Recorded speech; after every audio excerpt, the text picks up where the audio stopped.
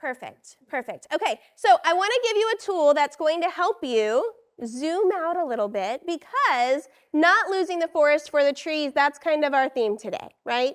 We have spent a lot of time in the summer. We've spent some time in Rural Connect 1, digging deeply, looking student by student. You saw one of the artifacts on the placemat that you did this morning was that student historical report that gives you the last 3 years for the student. And that's great, and it's wonderful, and it's useful, and we're going to set some goals there. And then we need to zoom out, right? Then we need to get away from our excuses and all of the history for the kids, and we need to zoom out and look for those trends and the patterns that we can see. So in your folders, you will find this student growth by subgroup report for PM2. If you don't mind pulling that out. This report is especially helpful at PM2. I would say more useful at PM2 than at PM1. Maybe if you have had a chance to dig around in your profiles, you've already landed on a report like this and you're like, I've not seen anything like this. Make sure you're looking at the one that has these bars on it and not the one that looks like the classroom profile. So I want to just orient you to this report for a minute, and we're going to zoom in on the top bar that has this pink bar. You see the pink one at the top? Now, what you're looking at are all 23 of Leslie Knope's students. She teaches 5th grade math. This report helps us look at a summary of her student growth, and you will notice it says average growth from prior year or baseline in NCEs. That's a term that we haven't used with you before. So NCEs are percentiles that have been transformed to an equal interval scale so that changes can be averaged. Now, we've spent a lot of time thinking with you about percentile rankings and how valuable those are for students, right? Percentile rankings are still valuable for monitoring individual student growth, but they have limitations when it comes to averaging the growth of groups of students. It's not mathematically appropriate to average percentile ranks because they're not equally distributed. They're not at equal intervals. So all we do is we translate them into NCEs, which are equally distributed, and they match up with percentile ranks at both ends and in the center of that bell curve, and then they're equally spread across. So NCEs are the way that we can look at groups of students and average their gains or their losses, right? We can average them. So, looking here at our first bar, the good news is we don't have to know how NCEs are calculated, right? That's a job for statisticians and people whose minds are wired much differently than mine. But we just need to know how to interpret them. So let's pretend for a minute that instead of being at like -2 NCEs, that pink bar was right at 0. Talk at your table. What do you think it would mean? How would you interpret a result of 0 on this bar graph? Talk as a table. How could you interpret a result of 0? So what does it mean if the bar is at 0? That's not good. Not good? Why? Tell me more. Well, they're stagnant. They're not growing. They're not growing. They start at 0. They're still on 0. If this bar shows you 0, what does that mean? None have gone backward. Remember, this is a summary report. It's an aggregate of all of the students individually from her class profile. Right. So then she's not any better or any worse, right? If you're at 0 stagnant.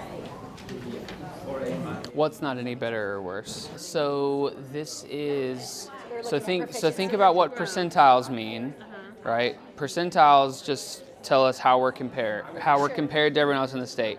And then what does a changing percentile mean? Growth or decline compared to what? To other students in the state. So NCEs aren't the same as percentiles, but we can interpret them basically the same way. Okay. So if we're at 0, what hasn't changed? So the percentile ranks aren't really moving, right? They're not gaining or... They stayed the same. Yeah. Is that what? Okay. Yeah, I think that's a fair way to start thinking about it. Yeah. Yeah, it would likely mean, if that was at 0, it would likely mean that on average, percentile ranks are pretty stable. Right. Right?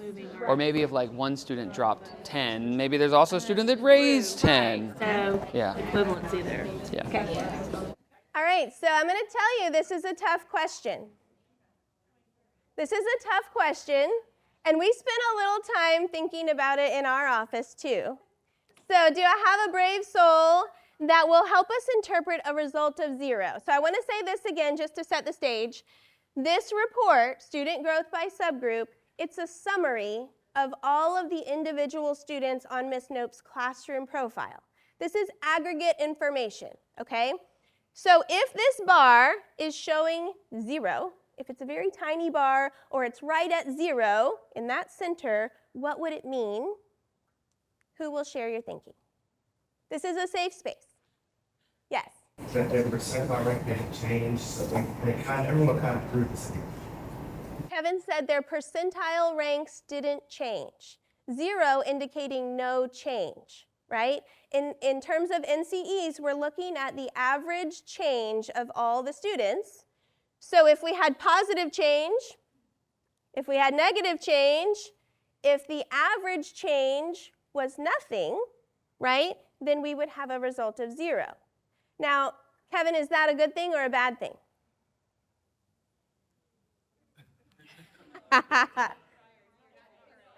All Kevin's friends are jumping in to help him. All right, who will help him? Becky? I'm just saying when you're talking about prior year or the baseline there, if you're,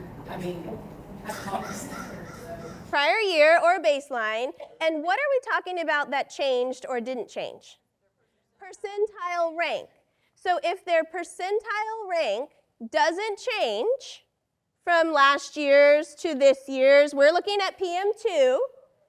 What does that mean? If our percentile rank, if we maintain our percentile rank, what does that mean?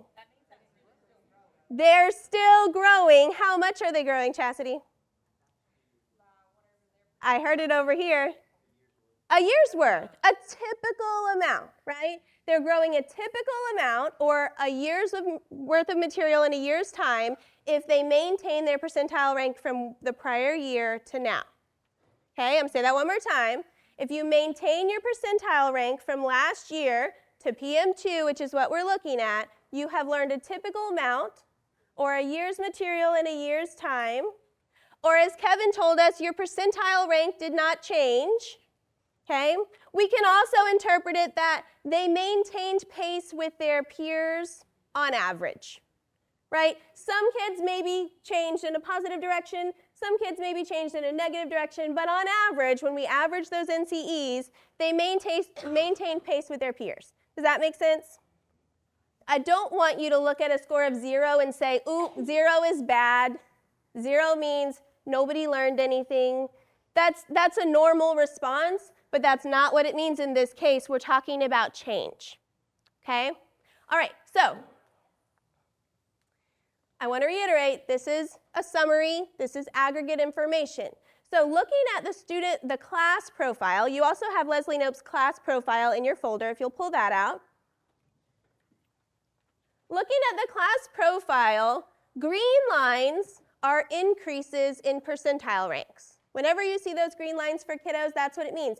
And they pull the average up or to the right toward gaining ground. And to contrast, red lines are decreases in percentile ranks over time. They pull the average down or to the left toward losing ground relative to state peers. Okay, so you can see how it corresponds there to your classroom profile. And the longer the line, the more it impacts the average. So based on the direction of the pink bar that we've been looking at so far, would you expect to see more red lines or more green lines on Leslie Knope's classroom profile? More red. Gina says more red. Why, Gina? They're losing ground. More red indicates this direction, losing ground relative to state peers. Okay?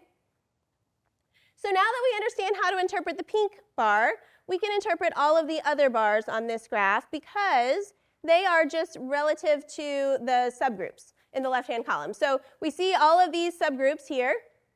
All students, prior year achievement level, students with disabilities, ELLs, gender, race, economic status. And the bars correspond to those. The colors are not significant. What is significant are the width of the bars. The width of the bars.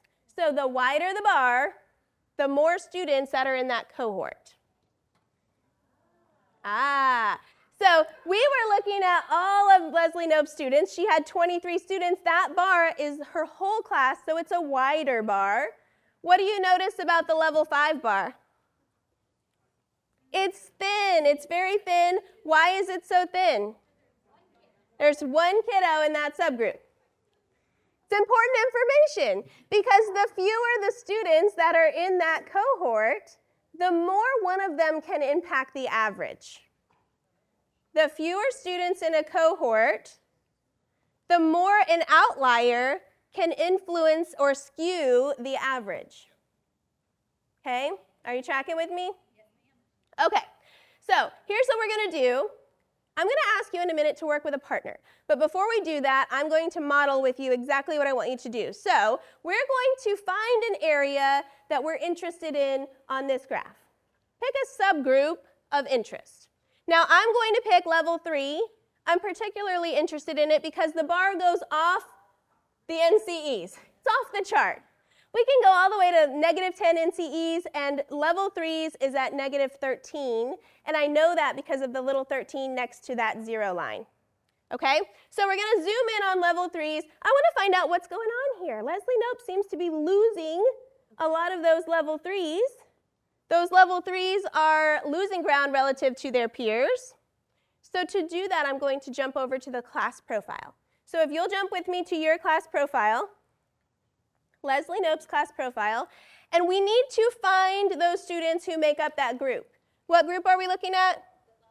Level 3s. So I can look here in the prior year proficiency column, and that's where I can find who had a level 3 last year. I see there are 4 students. Student Q has NA next to their name because they're missing some information on the chart. Okay, they need to have a prior year achievement score, and they need to have the current score that we're looking at, and they do not have a prior year score in that row, so they don't count in that data. So you see my 4 kids? So now I want to think about, does the average growth represent most of the group? Looking at that bar graph where it went negative 13 NCEs, that's the average growth, does it represent most of the students in that group? Talk as a table.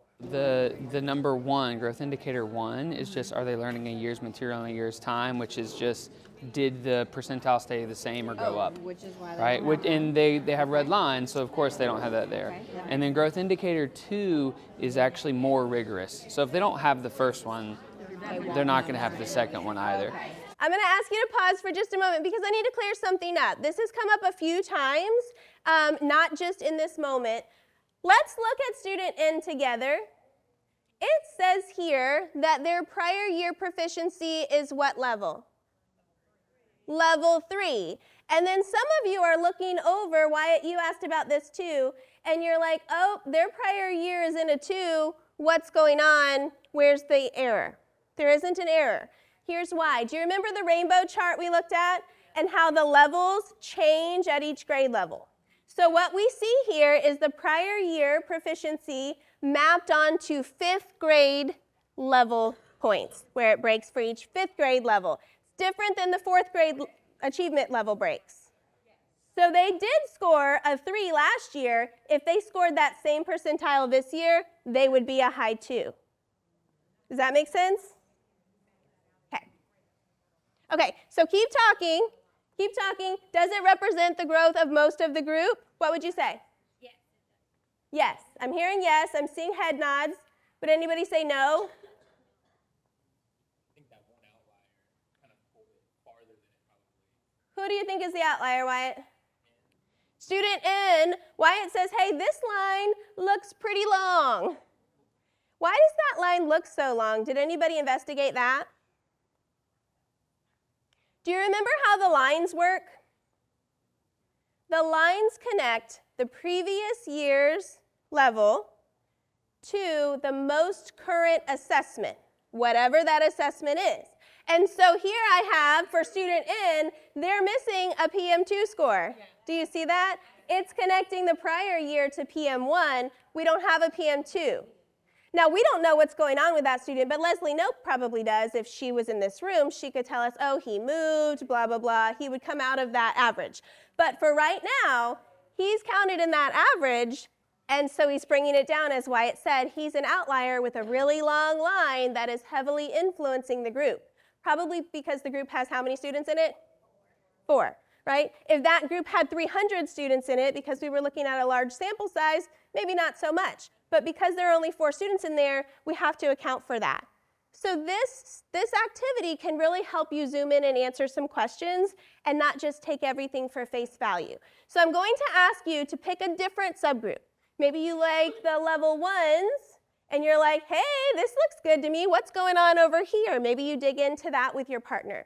Or maybe you pick a different subgroup that is particularly interesting to you. So go ahead and pick a subgroup, do that same task, go into the class profile, highlight those kiddos, and ask yourself, does the average group represent most of the kids in that group?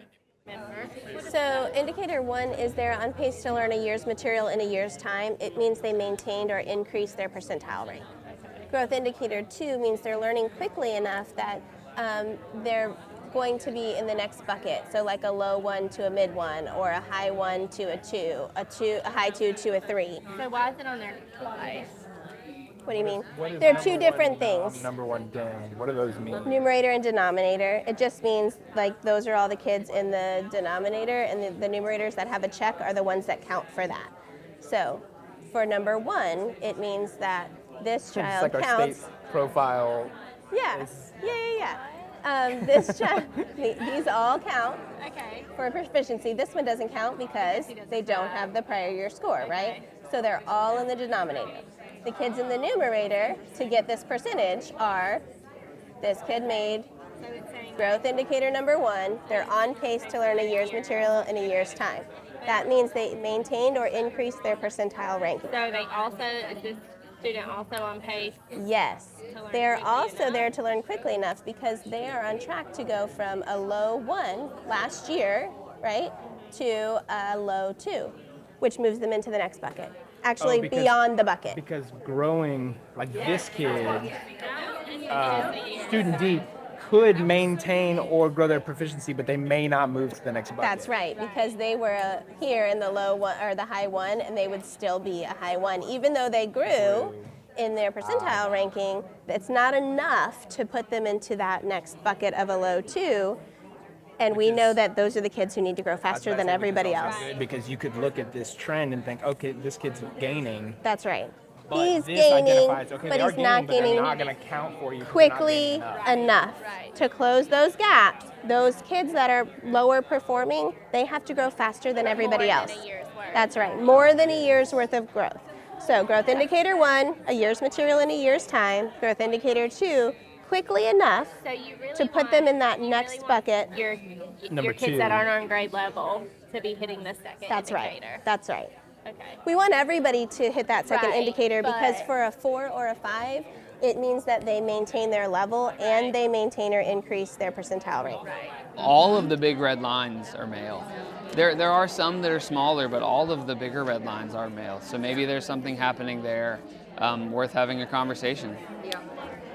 Or hopefully Miss Nope is seeing it and realizing and reflecting herself. It's a lot easier that way than if an admin has to say, hey, what are you doing with the boys in your class? Exactly. So In this day and age, most of them are just like in the story we saw today. Their attention span is so short, focusing whenever you have that as a typical standard for a boy, and they've made the excuse that, oh, he's not going to concentrate anyway. yeah. Just like in the other thing, Yeah, it could be a class structure thing, right? It could be a lot of teacher talking and the 10-year-old boys are being 10-year-old boys and they can't focus in 90 minutes of teacher talk. Where some of the girls who are, at that age are more mature, more likely to be able to be more attentive for longer periods of time. Maybe they are. And so maybe it's a structure issue that we need to be more accommodating. Because, the class is pretty split. Yep. 11 girls, 12 boys. And so, yeah. All right, if I can pull you back together, so many amazing conversations and so many good questions that are coming out of this work, okay? So is there a group who will share which subgroup you chose to follow and what you found? So your question, Marcy, is what's happening in Tier 1 instruction? It's a great question. It's a great question. We looked at the gender. We thought that was interesting. That the males seem to have declined, but the girls didn't. So wondering what's happening. Did you do some further investigation about that? Because sometimes you can find a starting point that sends you down another rabbit hole. So when I started looking here, I was like, well, what proficiency levels were the boys to start with, and what proficiency levels, because that's going to impact this too. And so sometimes these things point you here, which I think is why we start with all students, and then we look at the students by level, and then we look at subgroups, because sometimes the subgroup information can be explained by looking back at the achievement levels prior and looking at all students. I like how you zoned in on the wider bar in this area because you said that's it's representative of a larger chunk of students. Yeah. Any other takeaways? There were a few questions as you revisited Leslie's classroom profile about Growth Indicator 1 and Growth Indicator 2. We're going to make sure that you have the user guides for those in the folder, the participant folder, but just as a refresher, Growth Indicator 1 is students who are on track to learn a year's material in a year's time. That means they have maintained or increased their percentile ranking, right? We want that for all of our students. And every student counts in the denominator, but not every student counts in the numerator. They have to have maintained or increased their percentile ranking, okay? The Growth Indicator 2 is that students are learning quickly enough. Remember how we defined quickly enough? For all those students who had a prior year achievement level of 1, 2, or 3, they have to increase their percentile ranking enough to put them into that next bucket. So that high 1 to a low 2, or a high 2 to a low 3, or a 3 to a 4, a low 1 to a mid 1, anything that would put them in that next bucket, if they start out as a 1, 2, or 3 from the previous year, that's quickly enough. And we want them to go to the next bucket because those kids have to learn faster than everybody else. They have more gaps, and they need to learn more than a year's material in a year's time if we ever hope to catch them up, right? Students who are achievement level 4 or 5 in the previous year only have to maintain or increase their percentile ranking and maintain or increase their level. They don't have to grow as quickly as the other students, right? Any other questions as you dug into the data? Oh, we had another good question at this table. When we're talking about lost ground relative to state peers, we're talking about all the kids in the state who took that assessment. So if we're looking at students with disabilities, we're not talking about lost ground relative to all students with disabilities in the state. We're talking about all the kids who took the assessment in the state because that's how percentile ranks are calculated based on all the students who took the assessment, and then those percentile ranks are converted to NCEs so we can talk about the growth of the groups of students. Okay, so one more layer. In your folder, you'll also see a layer that looks like this. This is student growth by subgroup for 5th grade math, all teachers at Leslie Nope's school who teach 5th grade math. So this is a grade level graph. What do you notice right away that has been added? Exclamation marks. What do the exclamation marks represent? Oh no. They were an oh no last year. They were. But currently they are not an oh no anymore because the exclamation marks show you where students who were in 5th grade math last year at this school, where they performed for each of these areas. The exclamation marks are not Leslie Nope's students. I'm going to say it again. The exclamation marks are not the 5th graders when they were in 4th grade. That's not what they are. The exclamation marks show you the 5th grade math students that they taught last year. Now, why would I want to look at different cohort of kids for 5th grade math teachers? Why do we care how we performed last year as a team? How is our instruction comparing to what we did last year? Are we moving any faster? What's happening with our instruction as a team, as a grade level 5th grade math team. How are we doing? We've changed some things. We've learned some lessons along the way. We got some battle scars. How are we doing? Talk at your table. How is this team doing? What do you notice? Talk to each other as a group. When I go into school improvement, I'm going, oh, well, we need to change X, Y, and Z because we're not meeting it. If I'm looking at this, okay, maybe we stick with what we're doing. It's clearly working. We're growing. Let's just give it more time to work. You know? And then identifying maybe that one. But strategies for students with disabilities, strategies for our ELLs, like our lower kids are growing. I don't know that. It's almost like I look at the previous one and I see the need for like a hatchet. I look at this one, I see the need for a scalpel, right? Like some big changes have clearly occurred here. Now, how do we tweak them to move those bars to the other side of the line? Yeah. What a good shift in perspective. Cool.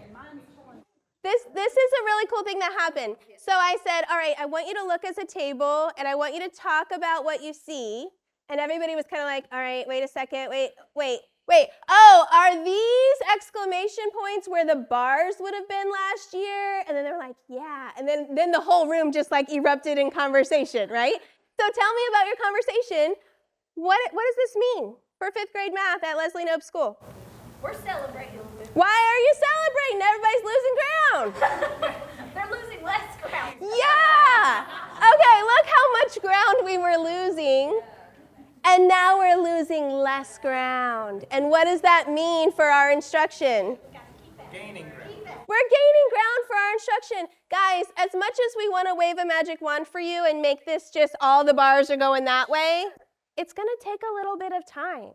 Those of you who have been with us on this Rural Connect journey for some time, I'm looking at my friends at Swanee, you've been with us for a little while, it takes some years under your belt to scale these strategies up at your school, to get people comfortable analyzing their instruction, trying new things, sharing what's working. All of these things take time, but Leslie Knope's team is starting to figure it out.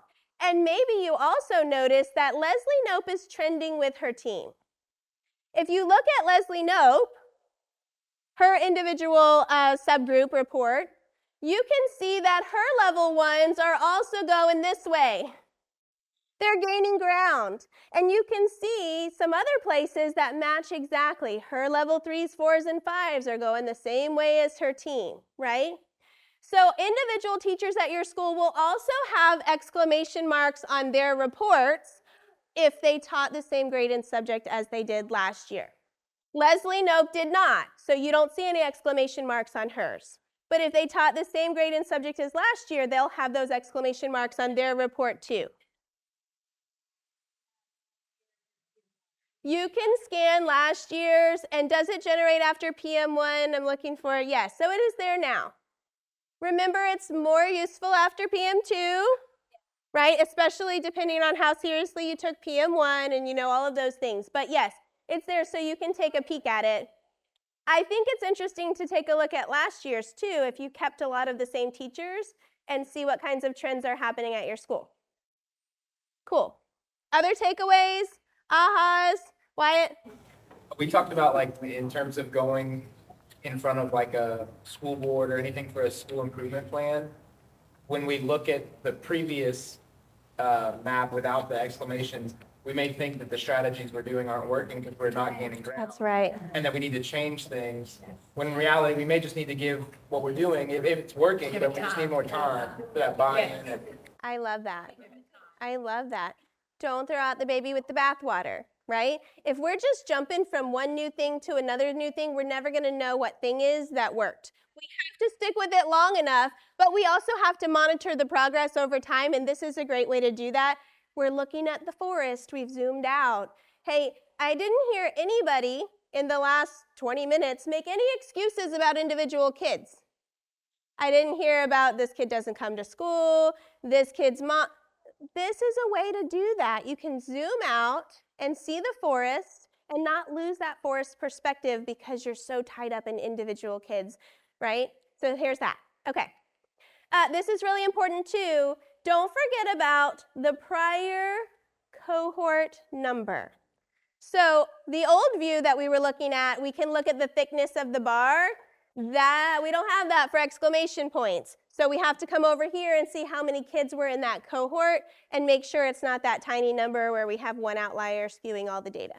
So just keep that in mind as well, okay? We want to explore what instructional practices could result in some groups growing less quickly than others. Lisa hit on it earlier. Hey, maybe her tier 1 is missing the mark because we're gearing it all toward those level 1s and we're missing growth opportunities for 3s, 4s, and 5s. Or maybe she's got some killer tier 3 interventions that we need to know so we can tell other people so that they can get some things going on too, right? So we can zoom out for that view. But here's the takeaway, I think. These tools are great. We are so grateful for our partnership with K12 Lift. We have learned an immense amount about data and how to track students. These are great tools for a wellness check. It's like going to the doctor, you get those screeners and they see, hey, here are some areas you're really healthy and here are some areas we need to do some more work. But they're not the remedy. It's a diagnosis.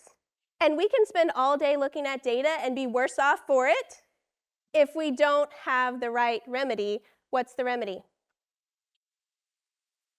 What's the remedy? What's the fix? What's the medicine? When you look and all your bars are going the wrong way, what is the remedy? You know what it is. Marcy already said it. What's the fix, Marcy? I don't know, I was sidetracked. We're trying to write down everything. There it is. Say it again, Gina.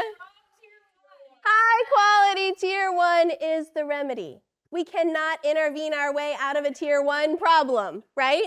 We have to have better tier 1 instruction for everybody, and high quality tier 1 occurs at the intersection of these two things. We have to have rigorous alignment, and we have to have active engagement. That's where you're going to get high quality tier 1. When we talk about rigorous alignment, we're talking about best standards, ELA expectations, aligning with the FAST test, those item types, the rigor of them, core components of Florida's practice profile, explicit, systematic, differentiated, scaffolded, corrective feedback. We have to align with the science of reading and what we know about how the brain learns to read and those high leverage practices that have been researched and proven effective with evidence. When we talk about active engagement, we're talking about getting kids engaged with text-dependent questions and tasks.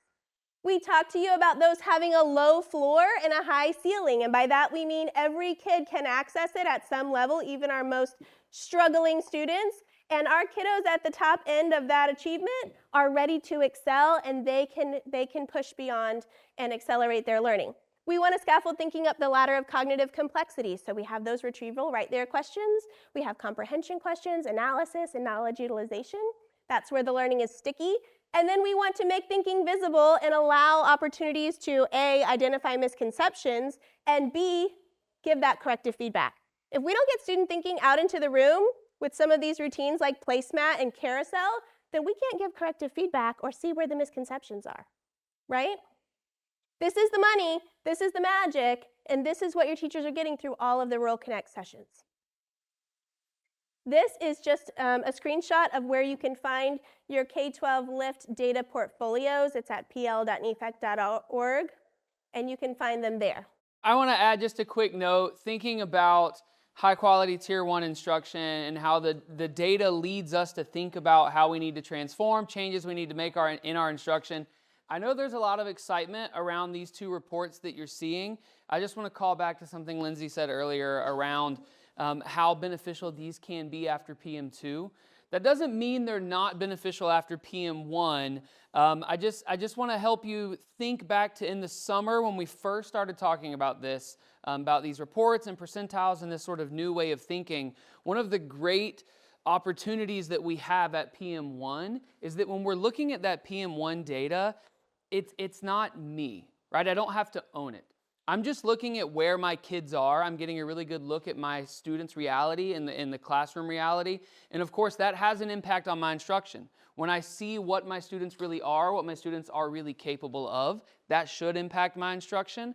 But these subgroup reports, these aggregate reports, are really designed as a reflection on instruction, right? As a reflection on my instruction as a whole. And at PM1, that is not a reflection of my instruction. I haven't done any instruction yet. They're taking that test in the first, 15 days or so of school, and so it's not really a reflection of my instruction.